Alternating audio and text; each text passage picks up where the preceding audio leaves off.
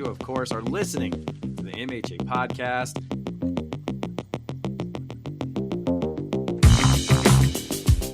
Why in the world would you play Isaiah McKenzie over your third-round pick, T. Higgins? Why? I like any quarterback that can make Will Fuller look good. I love it. I think he's a top 20 receiver. I mean, he is the Jamar Chase whisperer. Oh, hell yes. Oh, my God. You know, everybody loves Lamar Jackson. Hated it. I trust Derek Carr. Come on. For real? I know why you did. It's because you're crazy. It's still the week and the games aren't even over yet. It's great. It's fantastic. Fantastic. It's fantastic. Patrick Mahomes. Looks so good. Kyle Pitts was bad. Stank. It's not my shebang. Justin Jefferson. So good. We could call him Russell Wilson if you want. Ooh. Well done, sir. That is good stuff. All of those guys have more fantasy points than Tom Brady. I'm laughing, but I'm crying at the same time. It's terrible. We are down to the final two teams after we saw the semifinal matchups go down here in this past week of 16, and we're going to tell you all about it and how it went down. Happy holidays from the MHA podcast. I'm Eric Lansing along with Todd Diamond and Mikey Renault. Hope everyone out there had a wonderful holiday weekend, and of course, we're still in the middle of it with New Year's next week. I got to spend a lot of Christmas weekend with you two, which was great. This will be our last show before we're into the 2024 year. We'll talk about the championship next week, but we'll get to that next week. Gentlemen, how we doing? It's Tuesday evening. Yep. Mikey's got to be doing all right. Todd, you got to be feeling great. Yeah. Again, it's still pinching myself a little bit, but just don't do it on air. That seems weird. Yeah, I won't. Like, Anyway, no, I'm feeling good on this Tuesday night, and ready to see what my team is made of. What's going on, Miguel? What's up? Mikey's here for the party. I am here for the party. Todd's party. Todd's party. Todd's having a party, and we're invited to see how it goes down. We'll talk about how things went down this past week. We'll get into the news later. But first, you guys want to do some MHA trivia? Yeah. Yeah, you do. Yeah. Time to play the game. Time to play the game. All right. Well, gentlemen, saw a lot of records go down this past weekend. We were all together, for most of it anyway, where we saw Amari Cooper. He had a whale of a game this past Sunday, piling up 265 receiving yards from Joe Flacco, of all people. That'll be a Trivial Pursuit question, right? He ended up breaking the Browns record for most receiving yards in a game. But you guys know that it's not the overall record in NFL history. In fact, Cooper's performance isn't even in the top 15. He's 17th all time. So, gentlemen, that's what MHA trivia is going to be about today. The wide receivers that have had the highest receiving yardage game in one single game. You guys feel what I'm saying? Mm-hmm. We're going to go through the top 10. Whoever gets the 5 first wins MHA trivia. Sound good? Yep. I feel you. All right. Well, Todd won MHA trivia last time. So I'm going to let Mikey go first this week. So, Mikey, give me someone in the top 10 in terms of yardage in a single game. Okay. I know Calvin Johnson is up there. Calvin Johnson. Let's see. Looking over the list. Congratulations. Mikey picks up a point. Calvin Johnson, number 2 all time. 329 receiving yards against the Dallas Cowboys on October 27th, 2013. So, Todd, over to you. Let's go, and he's probably got to be on the list somewhere, but Jerry Rice. Jerry Rice, one of the all-time great wide receivers. Is he in the top 10? He is. Well done. Jerry Rice, 289 yards, did it against the Vikings in 1995. So we were tied at 1 apiece. Back to you, Miguel. Okay. I'm going to go with the record holder himself, and I know that to be Mr. Flipper Anderson. Ooh. Mikey knew that one. That was a tough one. This one took place before Todd was born, right? 1989. Is that right, Todd? I was 3 years old. Oh, you were 3 years old in 89? So Flipper Anderson had 336 against the Saints back in 1989. Well done, Miguel. All right, so he goes up 2-1. Over to you, Todd Diamond. Let's go with Mr. Best Hands in all of football NFL history, Chris Carter. Chris Carter, is he in the top 10? Oh, I'm afraid not. In fact, I'm not seeing him in the top 15, top 20. He is not on that list. I'm sorry. Really? Todd Diamond. So back to Mikey. Give me another guess. We're talking about the top single games for receiving yardage for a wide receiver. Over to you. Okay, so I gave you the two that I knew for sure. Everything else from here on out is going to be a guess. I'm going to go with Terrell Owens. Terrell Owens. Let's see. Is he in the top 10? No, he's 11th. You were incredibly close. He had 283 against the Bears, December 17th in the year 2000. So back over to Todd. You have a guess for me there, kiddo? Yeah, let's go with Randy Moss. Was Randy Moss in the top 10? He was not, and I'm not seeing him in the top 40 in terms of single game, which seems odd. Yeah, really. I'm not seeing him. Sorry, Todd. Back over to Mikey. Okay, There's some names on here that are tough for sure that I had no clue. There's a couple of names out of here. All right. I'm going to go with Brandon Marshall. Brandon, oh, that's one of Eric's favorite. But unfortunately, not in the top 10. In fact, I haven't seen his name at all in the top 20, in the top 40. So, no, I'm sorry about that. Back over to Todd. Give me another name there. Let's go with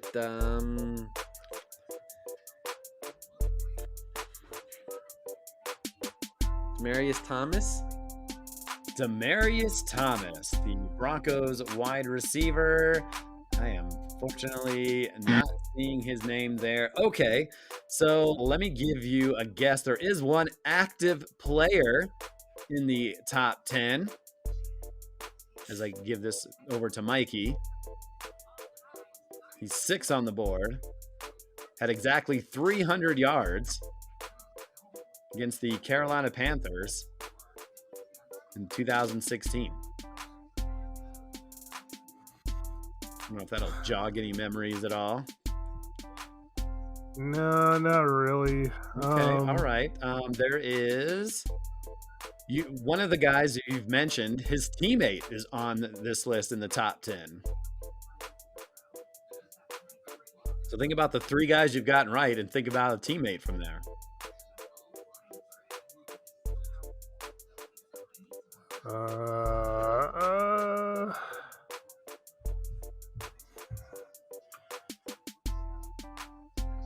Yeah, drawing a blank. Okay. I'm just gonna go with a guess.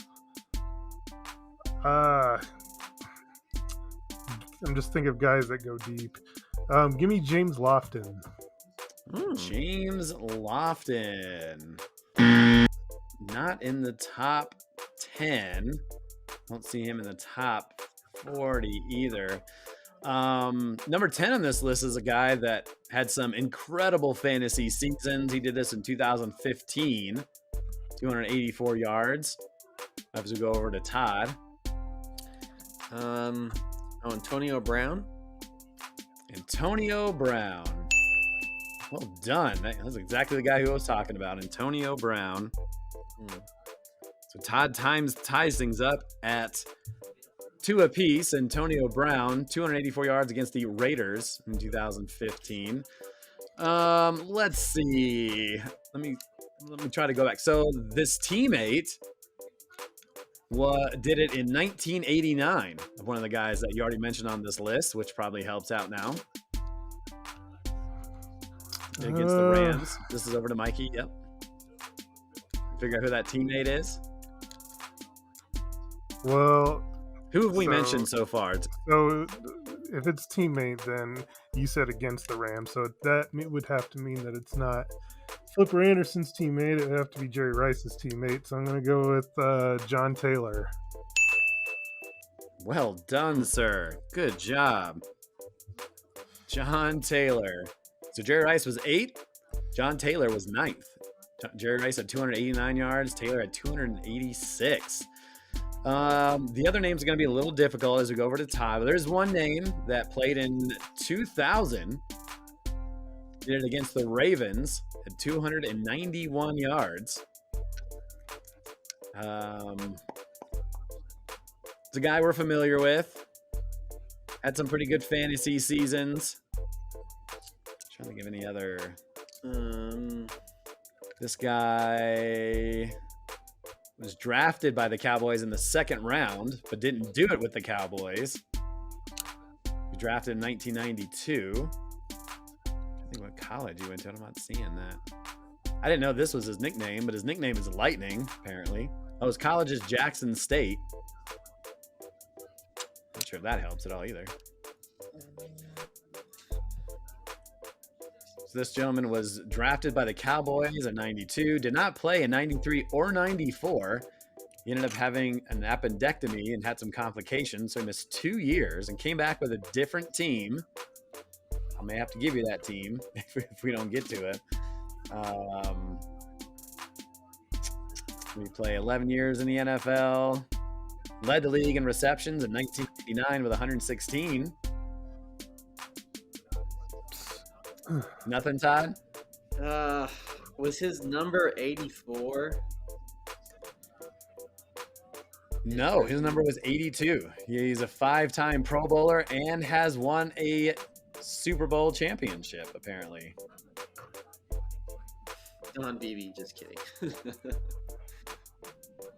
I don't think who he won a Super Bowl with. Yeah, Maybe he did it with the Cowboys when he was injured, is my guess, because this other team he played for did not win a Super Bowl. Yeah, I don't even. I'm gonna No have clue, to. huh? I'm just gonna have to forfeit that one. Wow. Man, I And can't everybody even. else's names are much more difficult. Mikey, do you have a guess on this guy I'm talking about?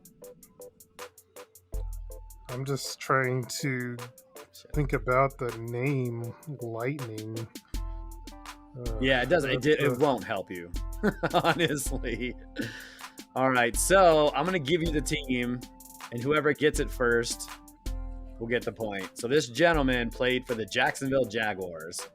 Jimmy Smith. Well done, Todd. Jimmy Smith, 291 yards against the Ravens on September 10th, 2000. So we're tied 3-3. So I'm gonna let you guys name anybody, and even if it's past the top 10, outside of Terrell Owens, because we already mentioned him, and outside of Amari Cooper, if you can name someone that's on this top 40 list, you win MHA trivia. Go for it. What about God, who am I thinking of? What about Julio Jones? Oh, yes. Julio Jones is on this list. He's actually 6th.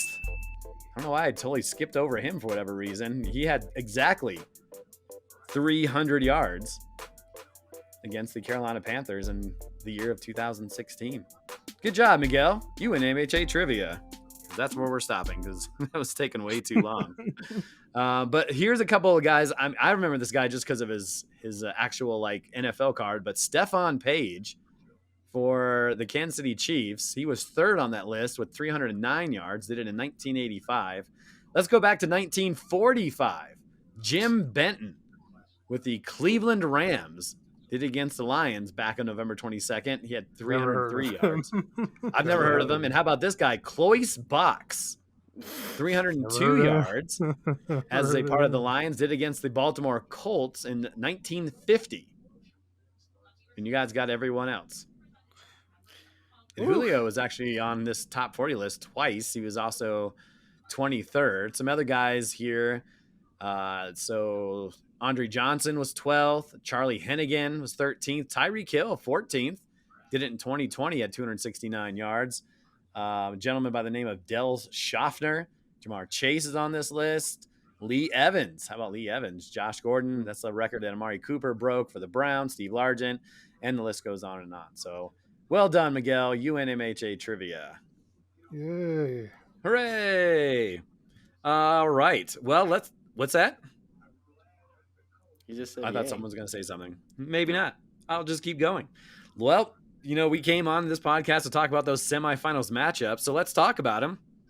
We'll start things off with the 5-seeded Butterfingers taking on the top seed in the MHA during the regular season, Lion Rip. It all started on Thursday night. Saints versus Rams, as Lion Rip, number 1 overall pick, Cooper Kupp, who has played well in spots this season, did get the most targets from Stafford, but it was Puka Nacua who took advantage of his 9 targets.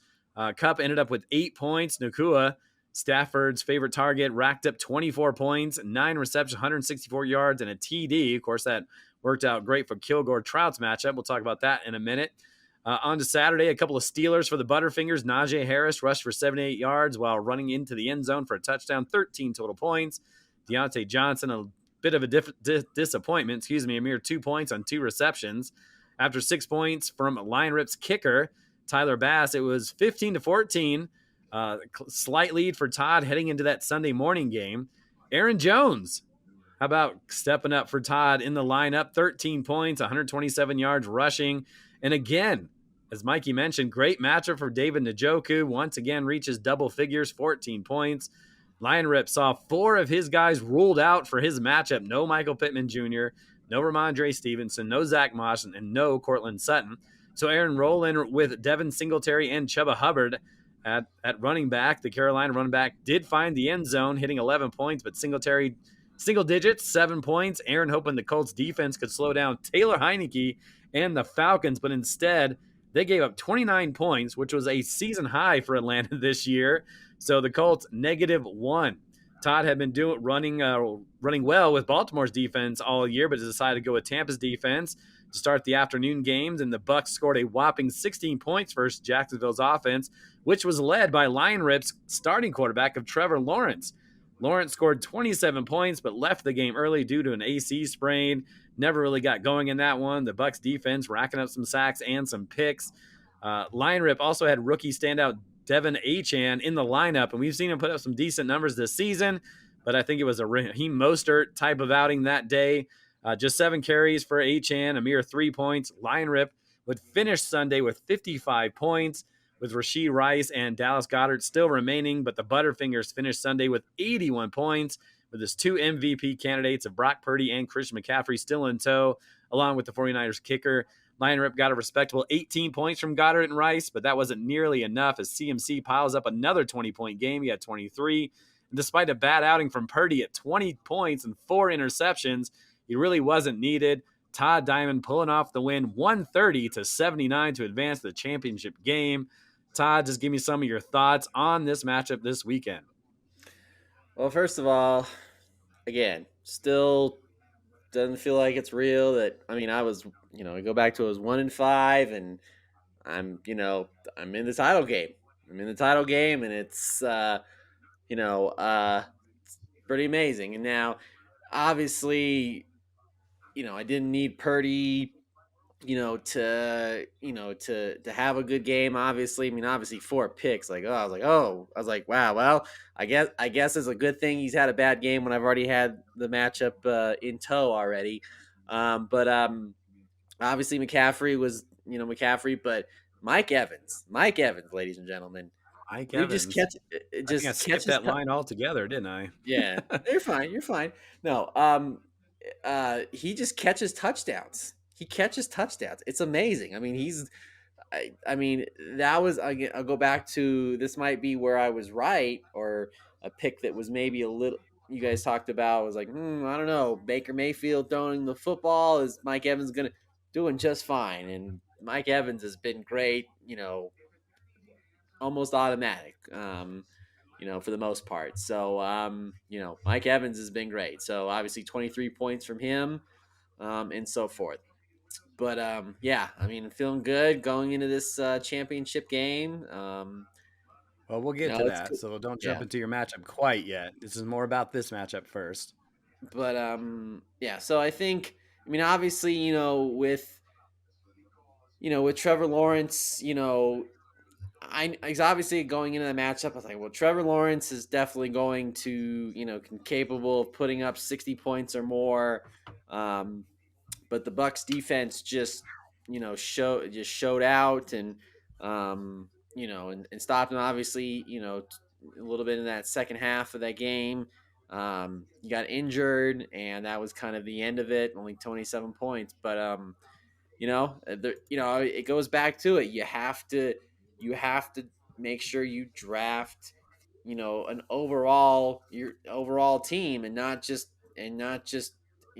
depend on one player to get you all those points, because at the end of the day, yes, Purdy. This is probably Purdy's worst game of the season, plain and simple. I mean, 4 picks. I was like, oh my god. I mean, again, I was, obviously knew that, I was going to the championship game, but I was like, okay, let's just see what Purdy can do against a great defense. And Mikey brought up a good point last week. Was, this is probably going to be the toughest test for Purdy. The toughest defense he's going to face, and that came to fruition. Throwing 4 picks. So I was thinking, like, oh, thank God this wasn't thank God I didn't need Purdy to to help me get this win, because, I mean, if that was the case, I probably would have been a little pissed if Purdy decided to have have one of his worst games. So, but yeah, it just goes back to the point of the rest of my team. I mean, if you look down, from whether it's Evans and McCaffrey, but you look at Aaron Jones and David Njoku. I mean, right there, those are your kind of your pillar. I mean, your bottom line players you want to help you get that win. So, I feel good. I got the win, and again, facing Aaron, obviously, I mean, obviously got the most titles in his league, in our league. So, I knew it was going to be, was he going to be able to, find some magic? Not this week. So, um, glad to get the win, and see, like I said, see what my team is made of next week. Mikey, did anything stand out to you in this matchup? I know with Aaron not having some of his top players in the mix was going to be tough, but yeah, I mean a lot of consistency for Todd's team, and not so much on the other side for Aaron, unfortunately. Yeah, I mean the great season of Mike Evans continues. Yeah, That it was is. He's fifth in our league in points by wide receivers. Incredible. Yep, that was pretty big. Tampa Bay's defense, I think, was a big surprise to me. Um, Probably one of their better performances of the season, and it happened to be against Aaron's quarterback, which is really that was a big time swing. Like, if that goes the other way, I mean, it was a huge point differential. I don't know that it made that much of a difference, but just looking at it before the game started, I think that was a big contributing factor. And then, even in a not so great matchup, McCaffrey still ended up with 23. So that's like, Yeah.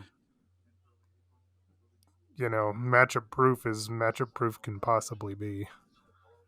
Maybe solidifying himself as the MHA MVP. Still 1 week left to go, but again, Christian McCaffrey, by far the number one running back in our league, 338 points. Raheem Mostert second with 247. So it's a great pick for Todd. So we have Todd and the Butterfingers in the championship. Who will be joining him? Let's look into the other matchup. Number 3 seeded Kilgore Trout versus number 2 seeded Chad Powers Fan Club. We mentioned the great start for Kilgore. Nakua's 24 points on Thursday night. Chad Powers answered back with 8 points from Joe Mixon. And how about a disappointing 5 points from James Cook, who we just saw light the world on fire for 33 points 1 week ago. The 5 points, his second worst outing of the season, had 4 points way back in week 5. Into Sunday, we all knew how much that Lions-Vikings game would come into play, especially for Joe's team, who had been riding high with that trio of Jared Goff, Amon-Ra St. Brown, and Jahmyr Gibbs. Chad Powers got a Justin Jefferson type of game on Sunday, 19 points from his first-round pick, 141 yards, 6 receptions, and a touchdown. But how about that ridiculous performance from Jets running back Brees Hall? 37, 12 receptions, 2 rushing touchdowns, 95 yards rushing. He was literally keeping Miles in that matchup, 37 points. Blah, blah, blah, blah. After one half of play in that Lions-Vikings game, Joe's trio totaled 36 points. Not bad, but they went off in the second half and would finish with 92 total points amongst the three. 46 from Goff, 23 from St. Brown, 23 from Gibbs. Big time numbers to go along with 16 points from Bijan Robinson and 21 points from Calvin Ridley. Chad Powers would need a remarkable game from Dak Prescott and Devontae Adams to have a chance.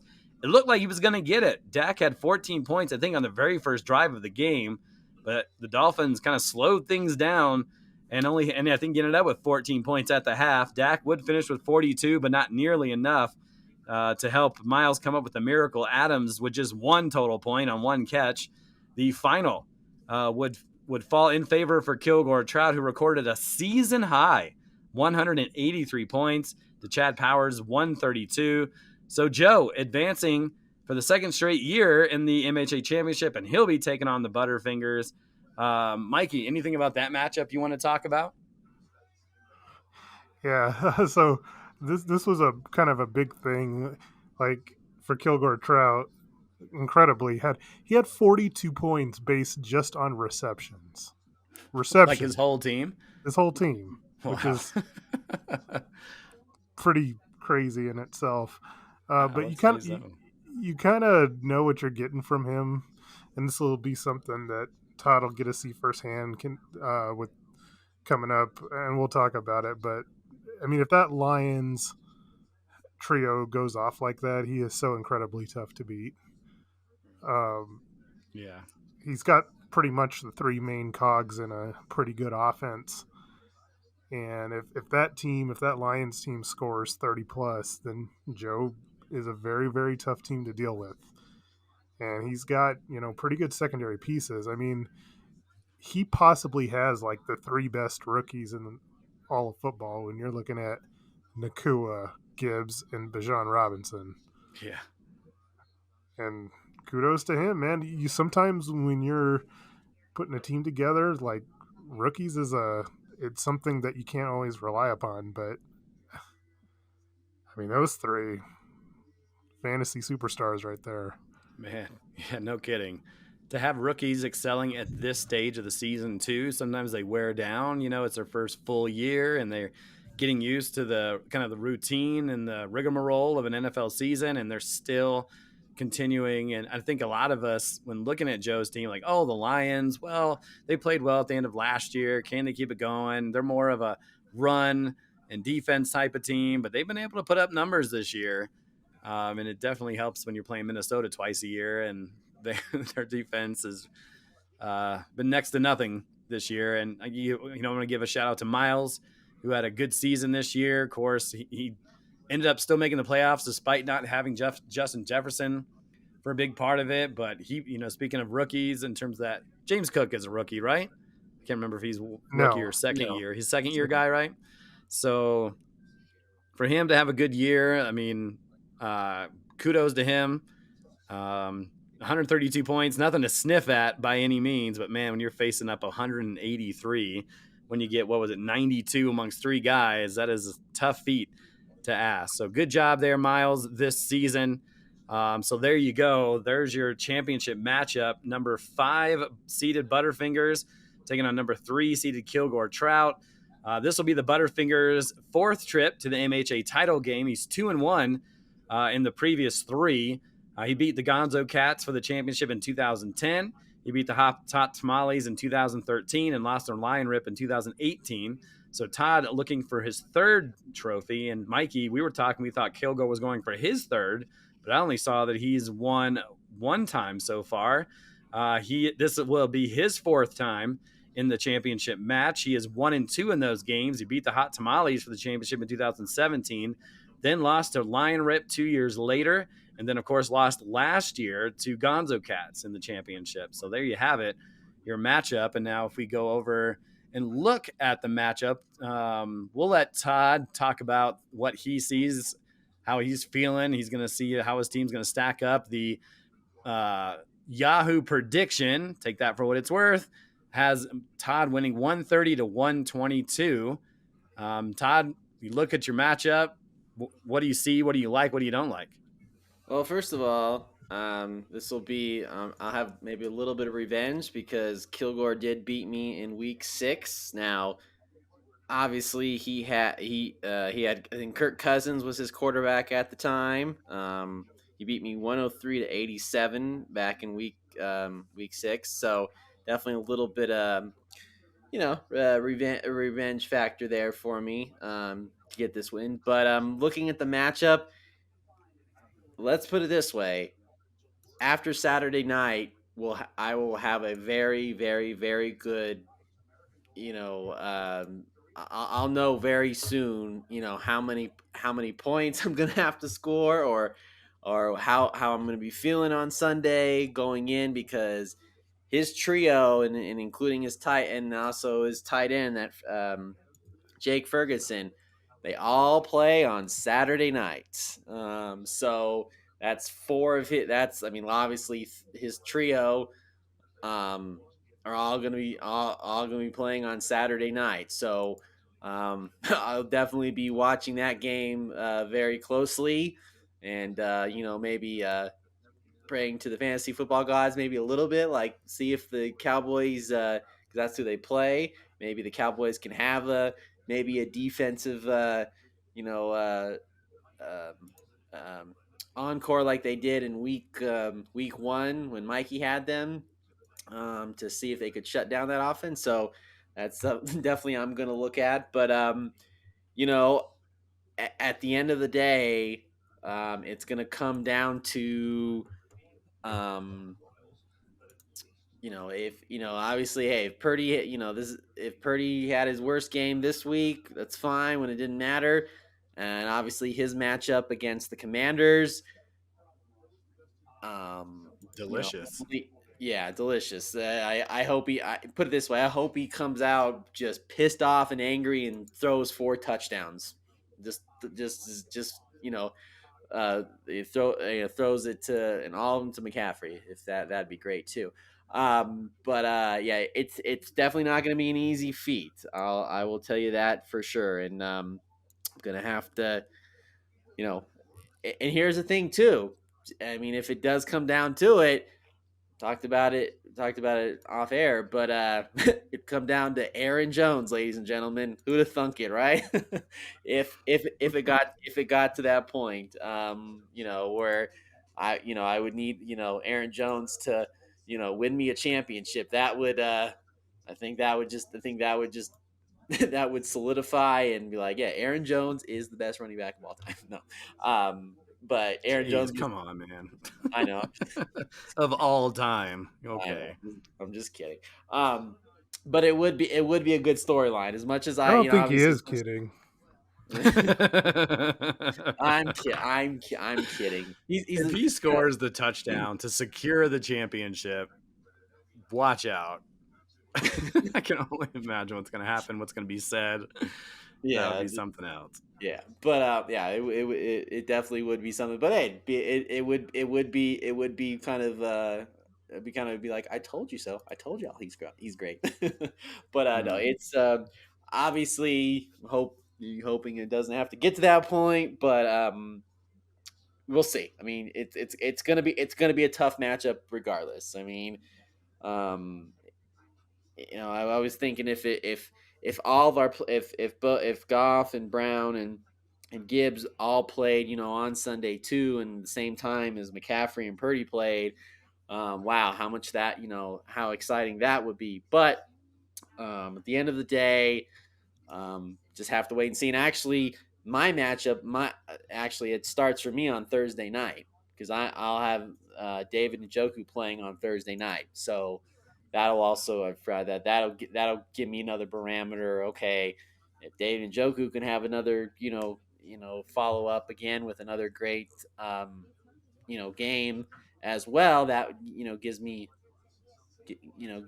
some more, it's more confidence going into the weekend there as well. So, again, excited to be in the championship game. Didn't think it was going to be here after 1-5.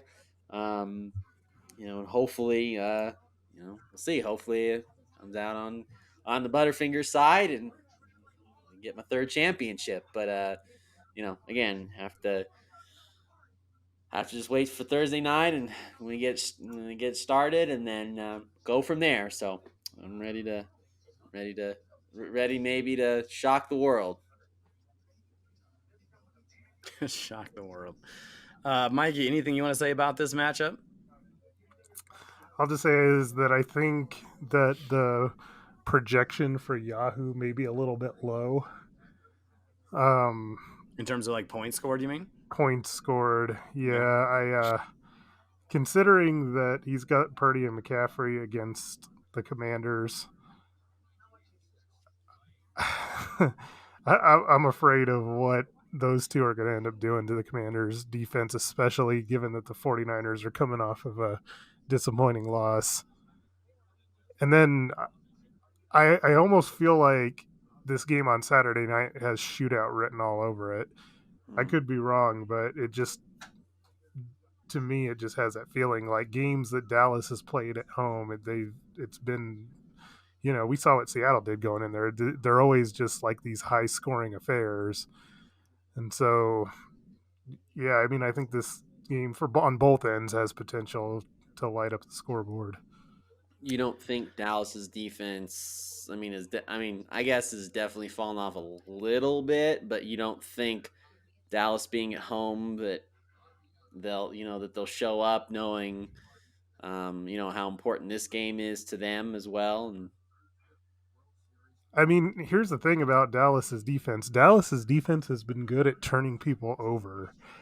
It has not necessarily been, that great about points scored. See, if I were you, I would be worried. Like Duron Bland, give the dude credit, all the pick sixes he has. But these receivers have also been. He takes so many chances that these good receivers have burned him. Yeah, he gets torched once in a while. Yeah, as good as he is, 7th round pick. The last couple of weeks, just looking go over Dallas's the quarterbacks against the Cowboys. So Tua 41, Josh Allen 24, Jalen Hurts 26. And you mentioned that Seattle game that got up there. Geno Smith had 58, Sam Howell 45. If we're talking about the last 5 weeks there, so I mean they did well against a couple of greats and Hurts and Allen. But if it ends up turning into a shootout, I could see where that could be beneficial. But we'll see. I mean, Dallas is also coming off a loss, right? So yeah. I think they're going to be a little peeved on their end as well. But I mean, just the way that Goff and St. Brown and Gibbs have been playing, they're playing incredibly well. But yeah, it'll be interesting. I mean, I think it's a great matchup. Just looking, talking about with Mike Evans versus St. Brown. McCaffrey taking on Gibbs and Bijan Robinson. We'll see, both of their tight ends have had good. I mean, obviously, Njoku's been great. He does have the Jets this week, but Ferguson has had his moments. Ridley versus Jones isn't a bad flex matchup either because Ridley, I feel like, can go off and then one week and then do nothing the next. So, Yeah. but there is no Christian Kirk, so there's opportunity, and it's Carolina. And that's why I wondered potentially too and we'll see what Joe does. But I mean, Carolina has been pretty good against pass because they're so bad against the run. Yeah, and then they don't have to do much in the second half of a game. Yeah, and he's got Javonte Williams sitting there against the Chargers as an option as well. Yeah. The Mike Evans thing, he's been good all season, but this is the notoriously bad matchup for him. He struggles. That's right. He struggles against the Saints every single time he plays them because Marshawn Lattimore gets in his head. When they played the Saints earlier, I think he had 5 points, which was his worst game of the year. Well, no, second worst game of the year. But yeah, he always struggles against the Saints because those two don't like each other. And yeah, I mean that's just always been a thing. Marshawn Lattimore's always been a thing with Mike Evans, so hopefully he can get past that for you. Yeah, I mean, I think too the way Mike Evans is playing and knowing that that the the Buccaneers obviously have are obviously in prime position to get the division. I think, you know, Well, just a heads up too. Marshawn Lattimore, I thought he was hurt. He's not playing. Well, that'll help. Yeah, he's on the Uh, IR. just to kind of give you a glimpse. So this is Mike Evans in his last.